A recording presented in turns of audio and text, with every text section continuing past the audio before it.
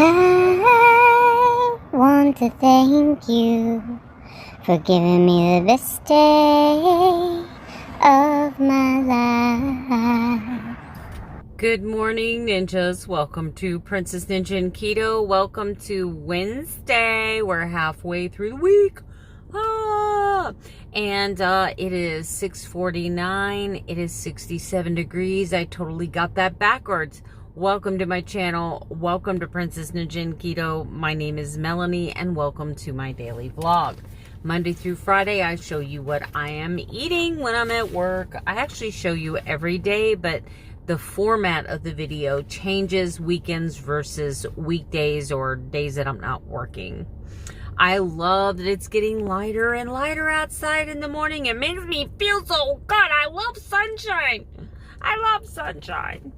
All right, guys, let's get straight to lunch because I have a lot of stuff I need to talk about today. Yes. Okay, first, my apologies to all of my YouTube friends. The ones that I typically watch your videos, comment on, like, whatever. I have been researching, so I have not been able to do the whole watching videos, giving watch time like I normally do all the time. I had to research because I've got to get a hold of the palpitations that I'm having. I have to. Now, I had one comment that said that I need to go to a cardiologist. I have a cardiac pacemaker, and they monitor it all the time. So if my heart was doing something dangerous or deadly, they're going to call me on the phone and say, Melanie, get your butt in the office. Right? So they're able to do that. So I know that what's going on in my heart started 24 hours after I started carnivorous. So I know that it's directly related. The thing is that there's no way for me to test like my blood glucose. I can test hour by hour my blood sugar, and I can make adjustments.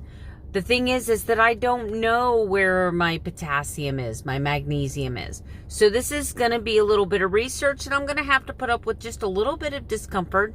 But I know that there's no underlying issues, and I know that this pacemaker is tracking everything my heart's doing. And if it was something that was bad or dangerous, they'd be calling me into the office. So I can rest assured with that. So, everybody's going to be different, but, today, oh my gosh, you've got to see that. I don't know if you can see it through my windshield. No, I'm going to take you out there in just a minute. Anyway, I have my scrambled eggs bowl. That is going to be my breakfast. And for lunch, I had 1 pound of grass-fed, grass-finished, beef. I simply put salt and pepper. There's 8 ounces in here. I made like a little mini meatloaf, and that is my lunch today. I did not bring much else because yesterday I had a really high calorie day, and I'm not trying to stand on the box that look at how many calories I eat, right? I'm not trying to go too low either, but I don't know if you're aware of this, but just what you saw there is I'm already at 1,000 calories between that and my coffee. So I try to keep myself somewhere around 1,700 calories a day. So that is one of the other struggles I'm having in carnivore is, holy cow, how do I not bust my calorie budget every single day? Where do I get the nutrients from? You've got to eat enough meat to get the nutrients from in your body, but you know, I'm still trying to lose weight. So there's this whole balance that I've got to figure out, but I'm going to figure it out. And let's talk about it on my commitment to fitness. All right, guys, this is what I was trying to show you through my windshield. That is absolutely breathtakingly stunning. Good job, God. That is amazing. I'm so blessed to be able to see that every single day. All right, guys, good morning. I've got to get through this very quickly because I got to go to work in 15 minutes. So I'm going to stay focused and I'm going to stay on track. Those of you who've watched me long enough know that that's kind of a joke. All right. So what do we know? We know that Melanie is electrolyte deficient. How do I know that? Because I'm not a medical doctor, right? I know that because I am displaying classic signs of electrolyte deficiency. Number one, I started going very low keto about 4 weeks ago, I started my reset, 10 carbs or less. So this electrolyte deficiency has been coming on for a while. Going to under 5 carbs a day or less has kind of tipped me right over the edge. So how do I know this? Number one, I did some research. Believe it or not, it is silly hard to find a good that's not against keto. There are tons of videos about electrolyte imbalances and heart arrhythmias on keto, but they're all doctors pushing a vegan agenda. To find a good video on potassium deficiency, I found one really good one by Rich, the keto mechanic, talking about potassium on Carnivore. And he states that the primary reason that you become potassium and magnesium deficient is mostly because of people like me. I can't eat 2 pounds of meat a day. There's just no way that I'm going to do that and lose weight. My goal is still to lose weight. So I'm only eating probably 1.5 pounds a day, maybe a pound, which means that I am going to have to do some supplementation. The second place that I looked was Dr. Ken Berry, and I think it was 10 signs that you're potassium deficient, and I can tell you right now I'm batting 50%. The first sign, of course, an obvious sign, is I wasn't having palpitations before. Now I'm having them a lot. What has changed? Carnivore. Okay, so the other sign was I got my first leg cramp this morning. Like, I'm talking wake up out of a dead sleep and have to hit the floor because my calf was so knotted up. The third sign that I'm having is constipation. Most carnivores will tell you that they get explosive diarrhea when they start carnivore. I've not had that. I'm actually having the opposite problem. I'm having problems going to the bathroom. That is a sign of potassium deficiency. I'm really tired. I feel kind of drained and lethargic, achy, almost like coming down with a cold kind of thing. That is a keto flu-like symptom. And that could also be potassium deficiency. But there are other electrolytes like salt and magnesium that are also extremely important. So the first thing I'm doing to combat this right now is I'm doing the Ultima Replenisher. I'm doing 300 milligrams of supplemented potassium in the form of a vitamin. I'm doing 400 milligrams of chelated magnesium. It's a super magnesium doctor formula. It was one that I ordered from another big keto YouTuber who showed me that that was the type of magnesium, super absorption, chelated. But anyway, I'm taking 400 milligrams of that. And as of last night, I started making my own Soleil water again, so it should be ready by tonight. I'm going to start making my own electrolyte drink.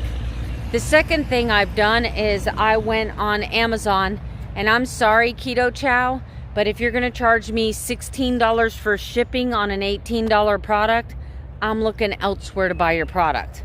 Sorry.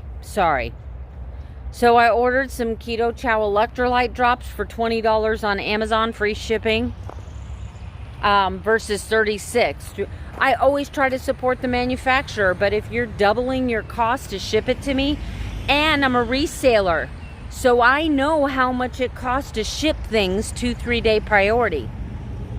I don't understand, but I'm gonna let that go. Anyway, I ordered some Keto Chow electrolyte drops from Amazon, and it should be here by tomorrow. Whereas also Keto Chow had like an 8-day delivery time. I'm like, what? You're charging me $13 to deliver something? It's going to take you 8 days to get it here? Once again, I'm a reseller. I sell on eBay and Poshmark, so I know what it costs to ship things, and I know how long it takes to get there. Priority, right? Anyway, I'm not sure what's going on with that, but you can tell I'm a little bitter. But I did find it cheaper. I also ordered another brand. It's something light, LYT. I'm also excited because at the Adapt convention in Georgia, not this weekend, not next weekend, but the following weekend. They actually have an electrolyte company there, so I'm going to go meet them. I'm going to show them some mad love, and I'm definitely going to try their product. I need it right now. So that's how I'm going to work on my electrolytes. The thing is that this could see dehydration, whether it's in the form of needing water or electrolyte supplementation.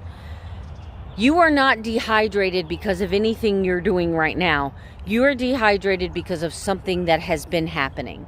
And in an electrolyte deficiency, you have been progressively becoming deficient, right? This is not something that I woke up this morning because I haven't eaten or drank, oh my gosh, 8 ounces of water. Now all of a sudden I'm magically deficient in water. This is something that has happened over the last 24 to 48 hours. Everything that we do yesterday does impact us today. So I've got all the signs of being potassium deficient, and I'm working on that right now. But until I get the electrolytes right, I'm going to have some discomfort. I can tell you, though, the palpitations this morning are better than they were yesterday, but I didn't start supplementing until yesterday morning. So what I did yesterday is benefiting today. Now I know that supplementation in the pill form sometimes doesn't break down in the body. You may only get 50% of what the actual value is of that vitamin. There's a lot of factors that go into that. So, you know, anyway, I don't want to get into all that because I don't know enough about it to get into it. But I do know that that has something to do. So meanwhile, I'm going to up my water intake today. I took some supplemental magnesium and potassium this morning. I took 300 milligrams of potassium. I took 200 milligrams of magnesium. I brought a Ultima refresher today. Of course, I'm going to get some potassium in the beef. I did not cook that beef well done. That beef is actually done a medium temperature. So I'm going to get some major potassium benefits from that. I did add a half a scoop of collagen to my coffee. That collagen does have a few grams of potassium, a few grams of magnesium. So right now, once I've consumed everything in my lunchbox, I'm actually going to be somewhere around 1,500 milligrams of potassium, 4,000 milligrams of sodium, and I think it's like 300 or 400 milligrams of magnesium. That's just if I finish everything that's in my lunchbox now. But I'm going to bring you my electrolyte drink tomorrow because I'm going to be adding some lemon to that. Not because of the alkalinity thing, but because of the vitamin C benefits. And I know some people will not consider that to be carnivore, whatever. I got to do what works for me and what's best for my health. I can't follow a textbook just for the sake of following a textbook, you know. I got to listen to my body and do what's right for me. Anyway, that is my commitment to fitness. That is what I plan on doing about electrolytes. Let me know how your carnivore journey is going. And thank you all for your input, your advice, and some of the suggestions you've made. I appreciate it. All right, guys, this is my dinner tonight. I'm just doing one-third pound hamburger patty, medium rare, and a Nellie's organic egg cooked over easy. All right, guys, this is going to be super fast because we just got back from my mother-in-law's, and I'm really super tired. So my calories were 1575, my protein 121, my fat 115, and my total carbs 1.7.